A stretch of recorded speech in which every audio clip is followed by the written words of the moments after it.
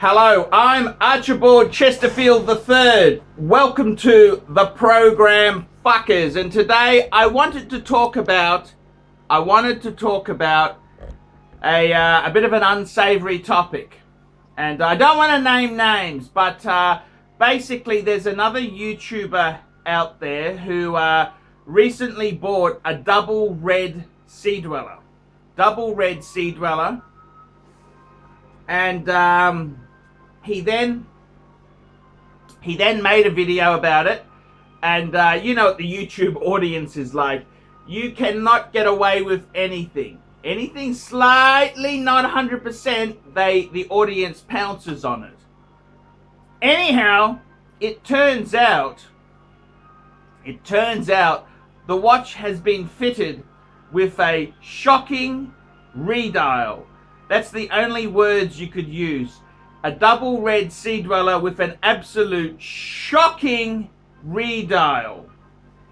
And I thought the whole point of a double red sea dweller was the dial. It's a very interesting thing that's happened. And this individual's made another video saying that he has the original dial. He's got the original bezel insert. He's got the original glass. It's in the parts box. But I think he loses the fact that with these vintage sports watches, so much of the value is actually the dial. The dial. I mean, I've spoken to a good friend of mine who has had more vintage Rolexes than you could imagine. And he says to me, the number one key element for any vintage sports watch is the dial. That's the number one key element. The one key thing. The dial. And it's a very interesting thing. It's the difference between having a redial or an original dial is huge. The single most important thing with a vintage sports watch is the dial. That's it. And people don't like service dials. They don't like redials. They like original dials that was fitted to it when the watch was originally sold. Anyhow, this YouTuber's fitted a very, very poor redial. And he's put the original dial in the parts tin. He's also got the original hands in the parts tin. And he's got the original bezel insert in the parts tin. And I gotta tell you, I think that is very, very wrong. The danger in pulling out the original parts and putting them away is that they will become separated from the watch. That is the big danger. And I think myself, my honest opinion is the best thing you can do for the original dial and hands is to fit them to the watch. It is stupidity, absolute stupidity, to not have them fitted. And another terrible sin that's happened to this particular double red sea dweller is that it's been polished to buggery. It's been polished to allow a different bracelet link to fit it. So it's I don't want to say it, but it's really been fucked up. It's really, really been fucked up. And look, vintage watches, vintage sports watches is an absolute minefield. It's an absolute minefield. There's so many things going on there. I mean, I've seen a lot of these pieces, and I don't think they're worth the money. The reason they're worth the money is because they're getting harder and harder to get, because more dials are fucked up, more cases are over polished, and there's less. They're not creating. You can't create new vintage pieces, can you?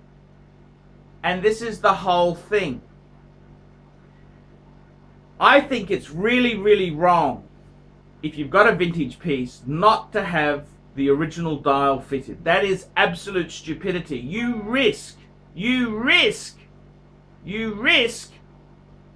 those parts not ever going back in.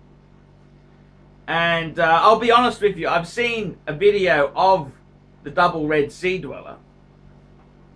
It looks, I mean, if you think that looks good, it looks like shit. It looks like shit. It's got the wrong, the insert is a new one. It looks too new. The glass is wrong. The dial is absolutely appalling. Absolutely appalling redial. And I don't know what you can say. It's just a really, really fucked with watch. It's like you see these, the only way I can describe it is it like a classic Porsche 356 where some cunt has tried to make it look like a 911. He's put new wheels on it, he's hotted it up, and you think,